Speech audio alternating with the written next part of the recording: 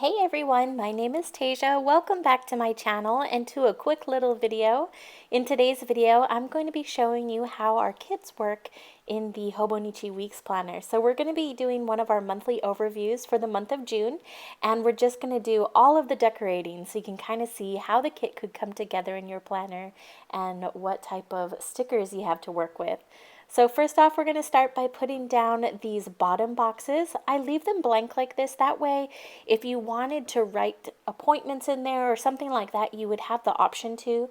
The Hobonichi Weeks Planner is so small to me that when I'm writing in those little boxes, I really can't fit much. So it's nice to have that option to write things down there if you wanted to. Next up, we're going to be putting down the banner here, and that just goes right along the side like this. It's going to cover up all of that black and just fit really nicely for the month of June. And then we have our date cover stickers, so we just put these right over the top. This is where it gets a little tricky because some people like to kind of mix and match their planners. This one is sized so perfectly to fit the Hobonichi Weeks Planner that it will definitely take a little bit of creativity and a lot of cutting if you wanted to snip those up and put them in a different type of planner. I've definitely seen it happen, so it's totally doable. But next up, we're going to be putting down the rest of the date covers. These stickers are so tiny. I love to use tweezers with tiny stickers. Honestly, I like to use this tweezers with any type of sticker. It just helps me put them down straight. Without them, I don't know, my fingers just get in the way or whatever it may be, but they don't go down as nicely.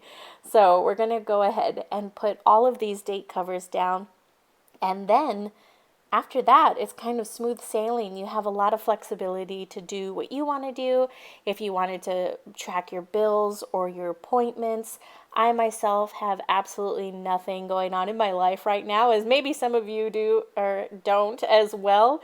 So I'm just going to be filling all the boxes with the wacky holidays. I love the wacky holidays. They're kind of like a cute little thing that you could celebrate or do on that day, especially during quarantine. They're fun little things you can do at home for the most part. But either way, I think they're pretty cute. So that's what I decided to do with this planner. Sometimes if I do have appointments, I'll write those down or use the bills. I honestly track my bills in a different type of spreadsheet. So it seems redundant to put it here because I really wouldn't look in this planner for my bills information. If you guys want to see how I do my bills, definitely let me know. I probably wouldn't post any of the private information, but it's pretty straightforward on how I do it. I have a spreadsheet. It just keeps me really in line and in focus, and I'm able to compare past months really easily. It's been the best thing for me. I used to plan it in the monthly overview and I would lose track and forget to pay things.